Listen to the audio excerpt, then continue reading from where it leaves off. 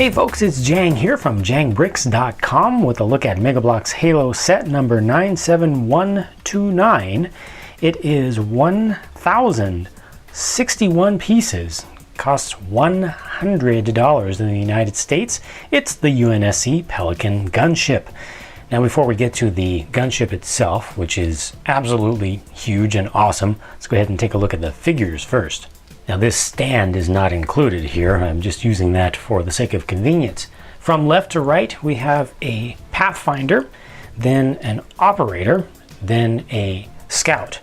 Now the Scout is not the same Scout that we've had before, and I'm just going to bring in one other figure so you can see a comparison. This is not from this set. This is the older Scout design, and I say older loosely because this is actually a Series 7 figure right here. It is concurrent in production with the one that's included with this set.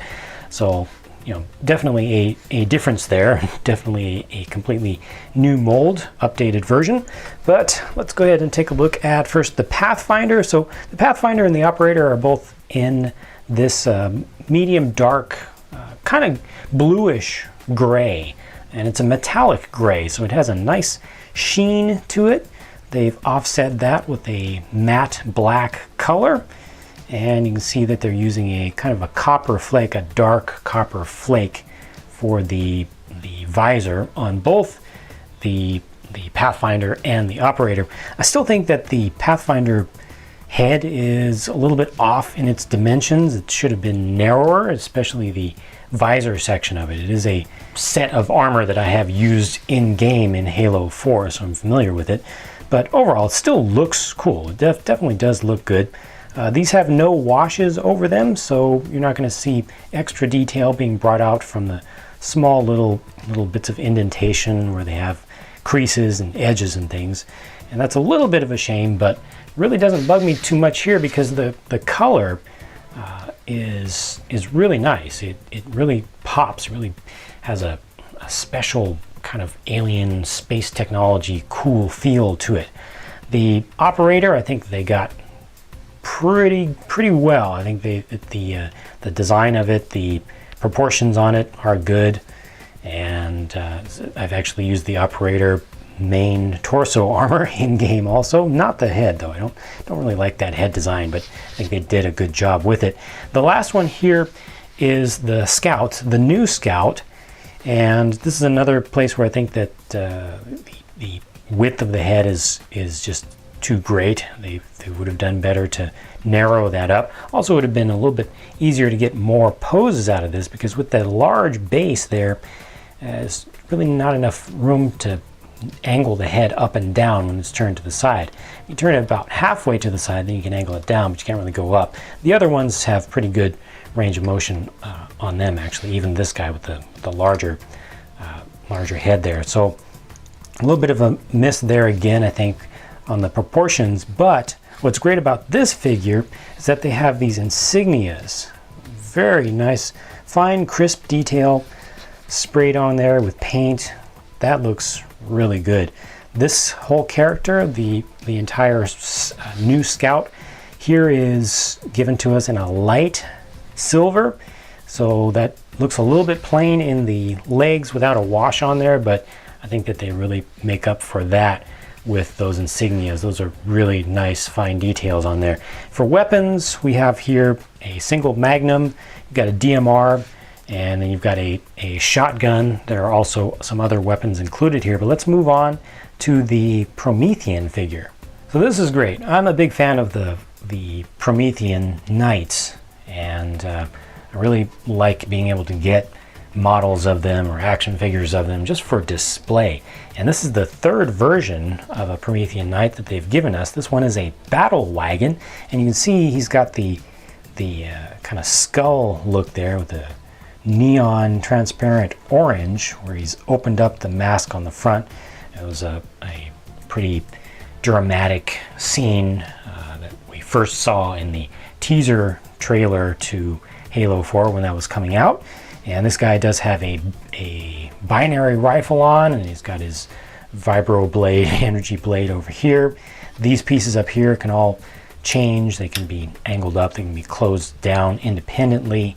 You've got beautiful line detail in there. I don't know how they did that with a mass production technique. I'm assuming that they just put it on there as a wash and then wiped off the top to get that in there. You can see just a little bit of it ending up here, but that's just beautiful. It's so finely detailed. They got it all down in there, and it's pretty well finished. For something mass produced, this is really good. Now you can see a watcher back here in place, and you can remove that, but it's not actually an action figure in this case, unlike with the others where you can actually open it up and pose it and such. That is the light module. This has a battery in it, and it has a light, and when you give this thing a little bit of a knock, you're not going to see it really well in this lighting, but what I'll do is turn down the lights. See how that just lights up, and the light comes right into the face very nicely. You can see the light source is actually inside there, but every time that you hit it, you don't have to hit it all that hard, just kind of, it's motion activated. So whenever you want that to happen, just give it a little jump or a little knock, and that'll happen. So to actually get the lights and sounds features into a figure, I think is really, really sweet and unexpected. All right, the Pelican itself. I gotta tell you, I was really taken aback by the $100 price tag for this thing, and so far we're doing really good with the minifigures, or the figures. One of them's not so many, yeah? But once I actually built this thing, I was impressed and I was satisfied with the value. Like I said, it's 1,100 pieces, over 1,100 pieces altogether, including the parts of the figures, but it's a pretty solid build and it has a lot of features to it, and most importantly, when you're done with it, it looks great, and it looks great from every angle. It's very consistent in kind of the mix between the studs that are left exposed and ones that are covered up and replaced by just smooth areas. So your kind of overall texture is pretty consistent, and it's pretty accurate in its proportions to what we get in the game in Halo 4. This is the Halo 4 version of the Pelican. Pelican has been updated over the years, but this is the current 343 era version or design. Just really, really good looking all the way around. Does use a lot of stickers, but not too many. I think that the balance of unstickered parts to stickered parts is very good on this one. Was not annoyed by the number of them because they're kind of spread out, and they do offer good additional detail that is important to this whole thing. Actions that you've got with this, you've got the ability to rotate your wings, and you can do that independently, which is very nice, and set them wherever you want to. If you're on approach, you're coming down, whatever you want. Very nice there. You've got the duct back here, which actually opens up. There are a couple of fans under there. I'm assuming turbine fans that are exposed beneath there, and you can actually open these up just a little bit on the sides, not quite so much. So you'd open that up about that much.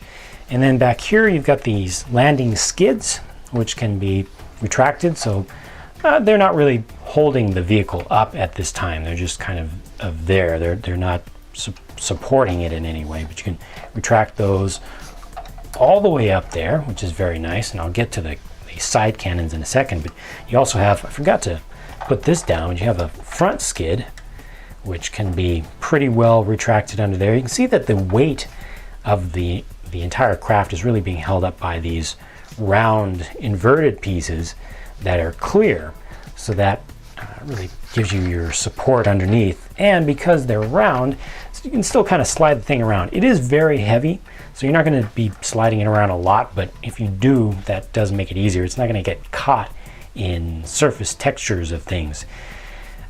You've got these canopies which open up, and you can put a Spartan in each of those. There's your operator. Of course, it makes sense to put the operator in the operator's seat. Makes the vehicle a little bit more durable. And the figures actually get attached with their backs. So the holes in the backs of the figures actually get slotted into these pins, and that holds them in place even though they're kind of angled back. I only put one in there because I want to show you some other stuff, other places that you can put figures on this. You also have these VTOL vertical takeoff and landing ducts, which you can rotate, and they mostly hang down, but you can rotate them and kind of get them to to pose differently. If you're just playing around with this, eventually they will return to roughly a vertical orientation, but it's still a very nice little bit of action that they give us there. What else do they give us? Oh yeah, the ability to open up the whole thing. From the top, you get access in there, and it's a nice large open space. The whole thing is hollow, which is great, and they give you 4 seats, and they're not compacted in there. They give you enough space to really put some folks in there, and they're not going to really be held in place too hard, but it's not too bad. You know, they're just not they're not squished in there, but they've got enough space, and you can easily put in 4. And then, you know, if you've got more troops, you can also just kind of throw them in there in various ways. For the sake of realism, if you don't want to take them out from the top, or if you want to set up some kind of a pickup or drop off sort of diorama or scene, you can also open up the back. So back here, you can just bring this down, and you've got a whole ramp, and you can actually put characters on there. You know, just put 1 foot on one of these and make them look like they're kind of walking down or walking up. So that's just a nice other additional thing that they give us that you can do with figures. You can even have a battle scene going all the way up into there if you know, have some elites trying to hijack the thing. You've also got these side cannons, which you can use in the game in Halo 4, and I'll go ahead and use my Pathfinder now and put him into the seat. There we go. How about that? This can actually turn side to side. Has a pretty decent range of motion there. Can't quite go all the way forward, but you know, in game you're limited a little bit also. It's a little bit more limited than you are in the game, but you can turn this. You can also individually turn these up or down, or you can turn them together. So that's pretty cool too. And you do get 2 of those, 1 on either side. Now, while we're down here, we'll go ahead and open up the little ammo store here, or the armory, which gives you access to a couple of frag grenades on either side. And they also gave us some SOCOM pistols. Here's the other side again, showing you have the same thing. Not a whole lot of space in there. You probably would need to reconfigure things a little bit if you want to put a longer weapon in there, but I think you can come up with a way to just barely put in a rifle-sized weapon, but you definitely do need to reconfigure things. In game, you're able to get some pretty big things, including even a railgun in some scenarios. So it's a little bit unfortunate that you're not able to easily, right from the way that it's designed, store the bigger things in there, but still, it is really good for playability, and you do have that extra stuff that you can kind of swap back and forth. Now this set also did include 1 additional magnum, so I don't know what you want to do with that, but you can put it in somebody's hand, or you know, dual wield or something. Let's go ahead and get to the final major feature of this thing. It's kind of one of the front and center main things I've been kind of holding back on you. This is a lights and sounds set, so not only do you get light in the Promethean Night, but you also get lights and sounds in the Pelican itself. So once I turn this on, it's going to start making sound, so I'm just going to tell you how it's going to work. The button to activate it is here on the side. I'm going to push that. You're going to get a power up and take off sound. Then just from moving it, I'm going to get sounds of it flying around, and pushing the button again after I show you some of the flying sounds will give you the sounds of the guns firing, the machine guns, and then a Spartan laser, which isn't really modeled here, and then a crash or destroy sound.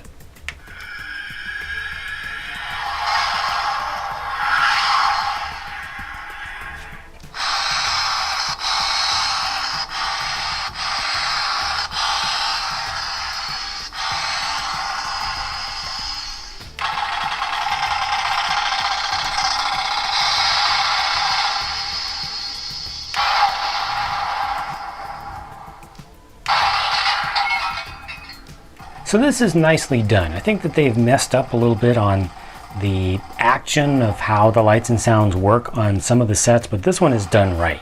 Namely, you've got the ability to just fly the thing around and get the flying sounds while you are flying, and then you have the ability to push a button to say, I want to shoot now. And though one of those sounds doesn't necessarily have to be a shooting sound. They all kind of sound like shooting. So for kids who are playing with the set, that's exactly what you want. You want to be able to push a button and hear a sound and see a light from the guns to indicate that you are shooting something now. And you can just keep pressing that all you want. If you're flying it around, you continue to get the kind of whooshing engine sounds, and it's perfect. It's done just right. Compare that to, for instance, the Warthog, the Goshawk that had the lights and sounds in it that just rotated back and forth between a driving sound and a shooting sound and some other sounds. You really didn't have the ability to control what sound you're getting at what time, so it was a little bit out of your hands. Now, there's another reason that I bring this into frame at this point, because you can actually use this with this. These two work together, and let's see how. I'm actually going to take this center brace off here, and I'll go ahead and take the light with it just for convenience sake. Now there's already a little piece in there that's designed to accommodate this. This little bracket is included with the Pelican set, so I'm going to attach that. And now on the Pelican back here, you've got this hook that comes down, or bar, or whatever you want to call it. That will then accept this little bracket here. You can just hook that right on, and you can drop your Goshawk onto the field of battle. Look at that, with the suspension hanging down there. Look at the whole thing. That is just awesome. Even with the guys there, it still fits. You know, I've got a side gunner here. This thing is fully loaded. You can put folks inside. Just makes this into such an incredible weapons platform and vehicle on the whole for lots and lots of different types of play. How about a Mantis? Would you like to drop a Mantis onto the battlefield? I know I sure would. They give you the parts to adapt the Mantis set to work with this also.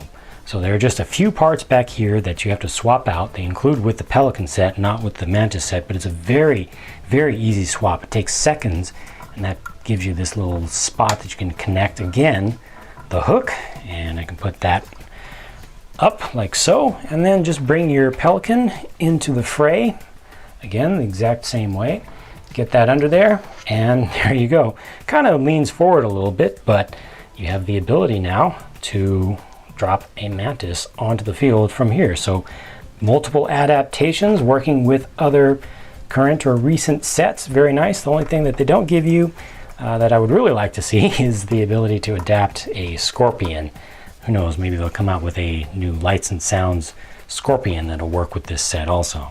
With this set, I feel like Mega Bloks has demonstrated that they can not only compete in the world of building toys, they can lead. This is top-notch. This design is excellent. It's complicated. It's executed well, though. Has a ton of play value to it. The overall value, just on price per parts, including the ability to, or taking into consideration the ability to have all the electronics that are in there, even in one of the figures, and also having a nice selection of the figures here in general, just gives it a good solid value.